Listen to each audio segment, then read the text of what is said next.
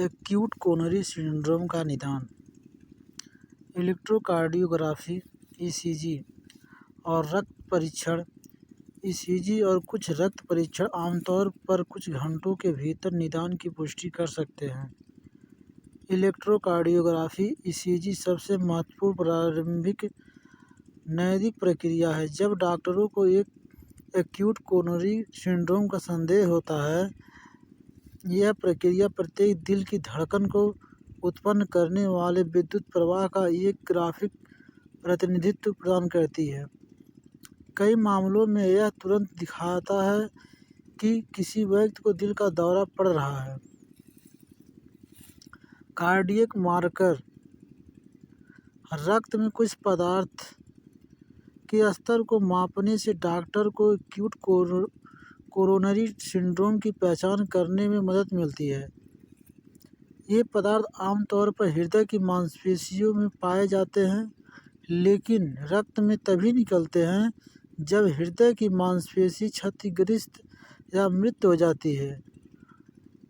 Troponin first और troponin T नामक हृदय की मांसपेशियों के प्रोटीन और सीकेएमबी क्रिएटिनिन किनसे मायोकार्डियल बैंड सबयूनिट नामक एक एंजाइम को आमतौर पर मापा जाता है।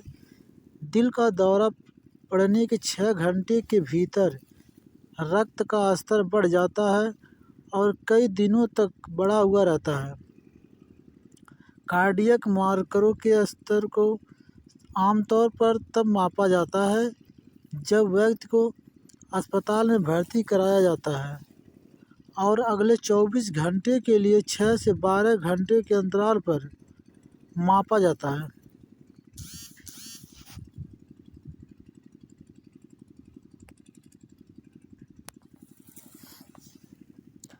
गैर औषधीय उपचार। सामान्य उपाय।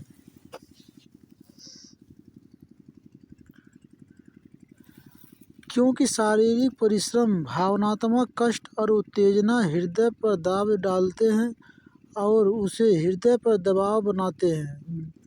जिस व्यक्ति को अभी दिल का दौरा पड़ा है, उसे कुछ दिनों के लिए एक शांत कमरे में बिस्तर पर रहना चाहिए। आगंतुक आमतौर पर परिवार के सदस्यों और करीबी दोस्तों तक ही सीमित होते हैं। यदि कार्यक्रम तनाव का कारण नहीं बनते हैं तो टेलीविज़न देखने की अनुमति दी जा सकती है। धूम्रपान कोरोनरी धमनी रोग के लिए एक प्रमुख जोखिम कारक अस्पतालों में निषिद्ध है। इसके अलावा एक्यूट कोरोनरी सिंड्रोम धूम्रपान करने का एक अनिवार्य कारण है। कब्ज को रोकने के लिए मल शॉर्टनर और कोमल जुलाब का उपयोग किया जा सकता है ताकि व्यक्ति को तनाव न करना पड़े। यदि व्यक्ति पेशाब नहीं कर सकता है या यदि डॉक्टरों और नर्सों के उत्पादित मूत्र की सटीक मात्रा का ट्रैक रखने की आवश्यकता है, तो मूत्र कैटेटर का उपयोग किया जाता है। गंभीर घबराहट जो हृदय पर दबाव डालती है के लिए एक हल्की एंटी-चिंता दवा, उदाहरण के लिए बेंजोडायजेपाइन जैसे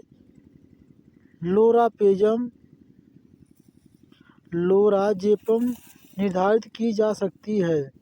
हल्के अवसाद और बीमारी से इनकार से निपटने के लिए जो एक्यूट कोरोनरी सिंड्रोम के बाद आम है, लोगों को डॉक्टरों, नर्सों, सामाजिक कार्यकर्ताओं और उनके परिवार के सदस्यों और दोस्तों के साथ अपनी भावनाओं के बारे में बात करने के लिए प्रोत्साहित किया जाता है। कुछ लोगों को एंटी डिप्रेशन की